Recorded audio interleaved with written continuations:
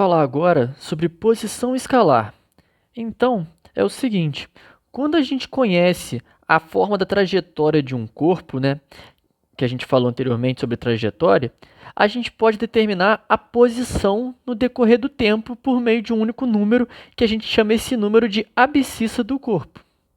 Então, vamos tomar como exemplo esse caminhãozinho, né, um corpo, que está movimentando sobre a trajetória da figura. Então, nesse caso, a gente tem que o quê? Conhecer a forma da trajetória. A gente sabe que é uma trajetória retilínea em uma dimensão. Ele pode ir para frente ou para trás só. E aí, para a gente localizar esse corpo num determinado instante, a gente vai adotar arbitrariamente um ponto O, que a gente chama sobre a trajetória. E aí, esse ponto O, a gente chama ele de origem das posições, ou então também eu gosto de chamar de referencial. É um ponto qualquer que você escolhe no espaço. Por exemplo, se você quer falar a sua posição aí onde você está sentado assistindo essa aula, na sua sala, você tem que escolher uma referência. Então pode ser o vértice aí da sua parede, pode ser qualquer ponto que você escolhe, é um ponto arbitrário. Você vai escolher esse ponto e aí, durante a resolução dos exercícios, é ideal que a gente escolha um ponto para facilitar nossas contas. Então, algum ponto que o corpo esteja no momento para poder zerar a posição inicial, que a gente vai ver mais à frente o que é isso, tá? Então a gente vai aprender durante o curso a escolher o melhor referencial para facilitar a nossa resolução dos exercícios. E aí, além de escolher esse referencial que a gente escolhe pela letra O, a gente tem que também o quê? Reescolher uma orientação para nossa reta, no caso aqui. A gente tem que falar qual que vai ser a trajetória positiva. E aí, vou mostrar como que a gente faz aqui. Então, por exemplo, a gente escolhe um ponto aqui qualquer, e esse ponto aqui eu vou chamar de ponto O. Ou então, eu gosto de fazer ou assim, né, falando que é origem das posições, então eu desenho um ponto O. Ou então eu gosto de puxar uma setinha e escrever que aqui é o meu referencial.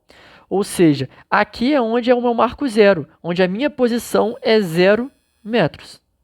Tá?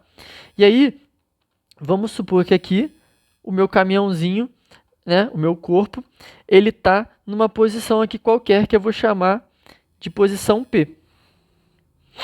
Então agora a gente sabe que a posição do caminhão é a posição P com relação ao referencial. E aí, a gente costuma, na verdade, a gente costuma representar a posição de um corpo num instante dado, a gente usa a letra S. Então aqui a gente vai ver que a posição é dada pela letra S de t, ou seja, é uma posição que varia no tempo. Assim como lá na matemática vocês estudam f de x, que é uma função que ela depende do valor de x, que para cada x diferente a gente tem um f associado, aqui a gente vai ter que para cada posição, para cada instante de tempo, na verdade, a gente vai ter uma posição associada a esse instante de tempo, tá? E aí, aqui voltando agora na parte aqui do referencial, a gente tem que escolher onde que é positivo. Então, a gente costuma representar assim, a gente coloca uma setinha falando que para cá é positivo, ou então a gente pode botar uma outra setinha aqui, que eu gosto de fazer também, e botar um sinalzinho de mais. Isso eu estou dizendo o quê? Eu estou dizendo que para a direita é positivo, e quem está à esquerda vai ser o meu sentido negativo, tá? Então, sempre é interessante não, sempre é necessário a gente definir uma referencial, uma origem, e também definir um sentido, uma orientação, que é falar para onde que é positivo. E aí, então, todo mundo que tiver à direita desse meu referencial vai ser uma posição positiva. Por exemplo, se eu pegar aqui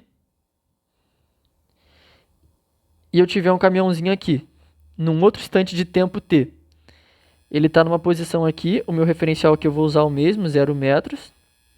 Aqui é meu referencial, para a direita é positivo, certo? E aí, então, suponhamos que a posição aqui seja 10 metros. E esse P aqui, como está à esquerda da nossa referência, a gente vai escolher que aqui seria menos 10 metros, por exemplo. Vamos falar que aqui o tempo é igual a 0 horas. E aqui, nesse caso, o tempo é igual a 2 horas. Na verdade, então aqui nem faria sentido botar metros, né? Ficou estranho. Vamos botar 100 metros, botar que ele está muito devagar, né? Então, o que significa essa representação? A gente pode olhar e afirmar o seguinte, que quando o tempo marcava 0 horas, então a posição do corpo no instante t igual a 0 horas é S igual a menos 100 metros. Então, a posição S é igual a menos 100 metros quando o tempo é igual a 0 horas.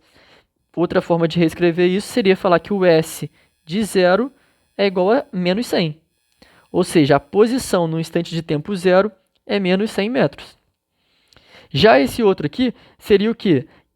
Esse jeito que eu escrevi aqui significa falar que a posição do corpo no instante t igual a 2 horas é 100 metros. Ou seja, uma outra forma seria falar que o S de 2, ou seja, a posição no instante 2 é igual a 100 metros, tá? E também, o que a gente pode falar? Que a posição dele, quando ele estiver exatamente aqui no meio, vai ser quanto? S vai ser igual a 0. S é igual a 0 onde, então? Na origem. Sempre quando o corpo estiver no referencial ou na origem, a posição dele vale 0 metros, porque lá é o marco 0. E aí depende de como você está orientando. Igual eu falei, eu botei para a direita positivo e é o mais comum que a gente costuma fazer. Porém, você poderia colocar também que para a esquerda seria positivo, tá? Mas o mais comum que a gente usa é para a direita positivo. E aí, seguindo aqui, umas duas observações que a gente pode fazer é que nesse caso anterior, a gente estava trabalhando num corpo em uma dimensão. Só que se o corpo P, que a gente está analisando, ele está num plano, em vez de estar numa linha reta, a posição não é mais definida por um único número S. Ela vai ser definida por uma coordenada, um par de coordenadas, né? Então aqui a gente vai ter dois números para representar a posição do número quando ele está num plano. Aqui é um ponto P e essa coordenada é dada por x e y, onde o x a gente chama de abscissa, né? Igual da matemática, e o y é a ordenada. Então, para representar uma posição num plano, a gente usa dois valores, a abscissa e a ordenada. Sendo que aqui, ó, eu tenho que falar onde que é a minha origem. No caso, a origem das posições é aqui. Aqui é o ponto O, ou o referencial também, né? Vou botar aqui referencial. Então, eu meço aqui meu y a partir daqui, e o meu x vai estar aqui.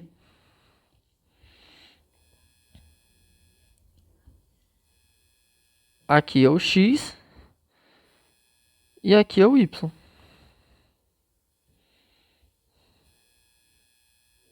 Certo?